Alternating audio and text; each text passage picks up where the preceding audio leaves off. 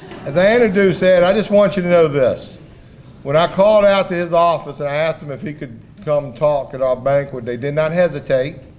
They were very enthusiastic and quick to want to come out and demonstrate that Ed wants to be our champion if he were to win his senatorial race. And we need champions in Washington, I promise you that.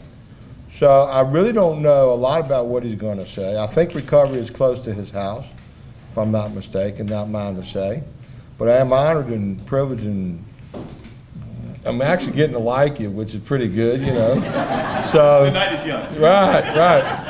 And he traveled here with his wife, Kathy, and it's not easy driving down the Beltway in D.C. and the Northern Virginia traffic to get here. He does live in Northern Virginia, correct? Not everybody will hold that against you, but some will. But help us give us a warm McShin welcome to senatorial candidate Ed Gillespie.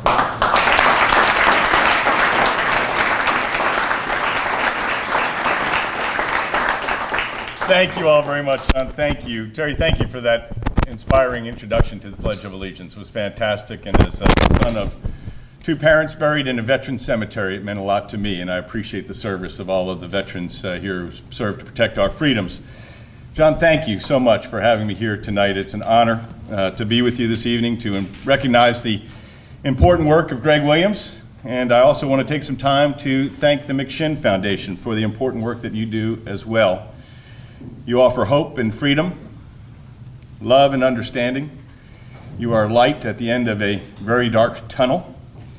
And it seems that today there are more people than ever in that dark tunnel. And we're seeing nothing short of an epidemic in this country of illicit drug use. It seems you cannot pick up a newspaper without reading a heartbreaking story of a young life cut short by an overdose. That you can't stand in line at a checkout counter without seeing a celebrity on the cover of a glossy magazine with a story about drug or alcohol-related behavior that's embarrassing and the cause of news coverage.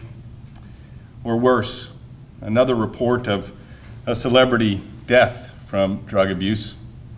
Here in our Commonwealth, 1 in 15 Virginians reported using illicit drugs in the past month, according to the most recent data. Prescription drug abuse, opioids and benzoids, is rampant. And as those are cracked down on, we're seeing a startling rise in heroin use. This chronic, progressive, and fatal disease does not discriminate. It affects people of every race, gender, age, and income level. The stories of addicts who grew up in inner city public housing projects are strikingly similar often to those who grew up in suburban McMansion tract houses. But the McShin Foundation has given the gift of a healthy and happy life to so many young people and spared so many parents the agonizing pain of losing a child to overdose. And for that, we appreciate you.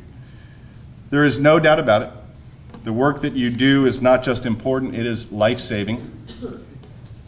It's not the work of a solitary brain surgeon in a sterile operating room wearing an antiseptic mask.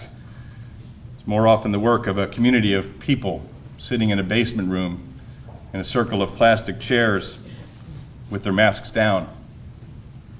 And your work has helped educate the broader public about the disease of addiction, and for them to help them understand that those afflicted with it are not the subjects of their own moral failings, that we're not talking about bad people here, we're talking about sick people here. And because of that growing understanding, there is taking place today a re-examination of policies on both the left and the right of the political spectrum. For example, there's a growing bipartisan interest in potential reforms of mandatory minimum sentences for non-violent drug offenders and the impact that those sentences have on our society and our government budgets. And policymakers are taking a much closer look at how we allocate our spending in our justice system when 98% of funds go to incarceration and enforcement as opposed to only 2% that go to prevention and treatment. Over the past few months, I've met with leaders in the prisoner reentry community because I believe that we need policies that create jobs and offer the dignity of work, not only for those coming out of high school and college, or who have been unemployed in the job market, but for those who have paid their debt to society and are seeking to start a new and productive life after imprisonment. I know Sheriff Wade was going to be here this evening, and I was fortunate to spend some time with him last week to learn more about his rehabilitation program there, so impressive and innovative in the Henrico County Jail. And I was glad to hear that other facilities in Virginia and around the country are looking to emulate his approach. And in preparation for this evening's dinner, I was very interested to learn about the McShin-sponsored study of the Richmond City Jail, which demonstrated the effectiveness of recovery programs in reducing recidivism of former prisoners. The impressive results, with recently released prisoners who participated in a faith-based recovery program having an 18% lower recidivism rate, which ended up saving taxpayers nearly $7 million over the 3.5 years of the study, deserves greater attention. If a renewed emphasis on prevention and early intervention in lives prevent more crime and save taxpayers money, we should pursue those policies. And as important as prevention and intervention are, there's much to be explored when it comes to supporting recovery as well. Now, there's not much I find in agreement with the current administration. But the Office of National Drug Control Policy was right in establishing a recovery branch in 2010, the first office ever to focus on Americans in recovery.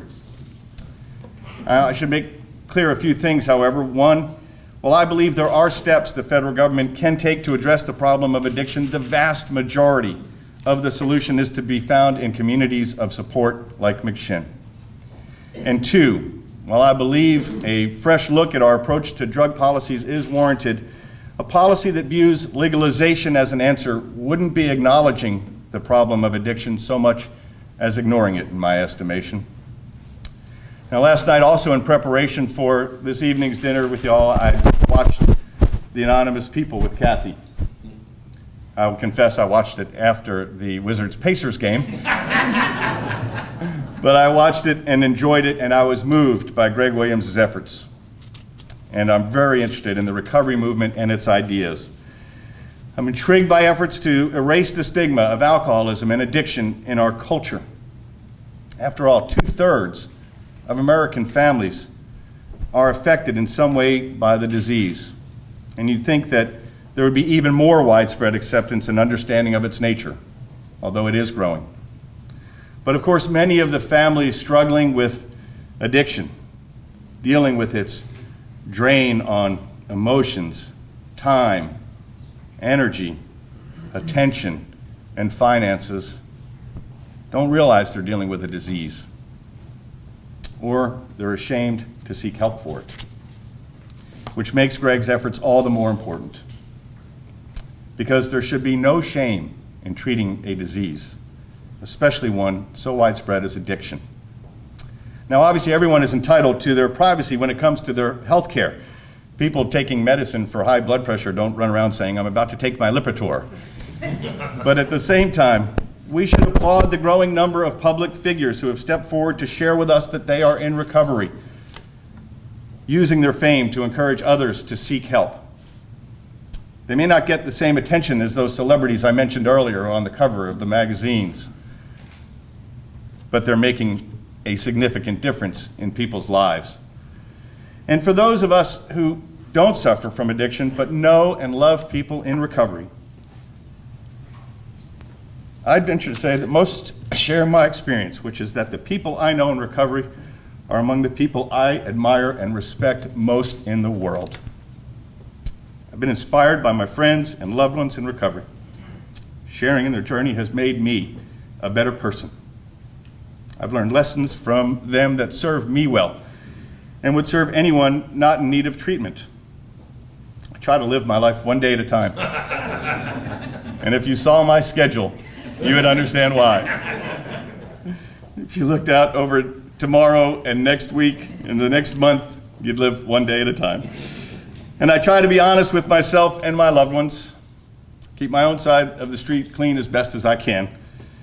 And having seen those in recovery leap to the aid of others desperate to get out from under the lash, reaching out their hands to help lift people from their personal bottoms that they've hit, well, when I see a father, husband, son, or brother dealing with the pain of addiction in a child, spouse, parent, or sibling, I reach out in support.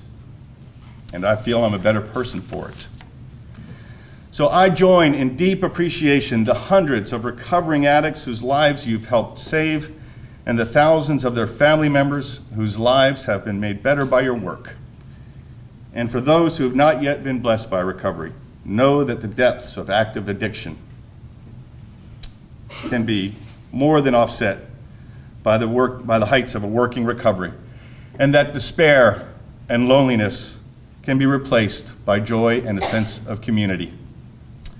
Greg, congratulations on your well-deserved award. John, thank you for letting me be with you here this evening. I decided to keep my remarks brief when I learned that I was between all of us and dinner. And so I just want to conclude by saying, may God bless you, and may God continue to bless the McShin Foundation and your good works. Kathy and I appreciate your letting us be with you here tonight. Thank you very much.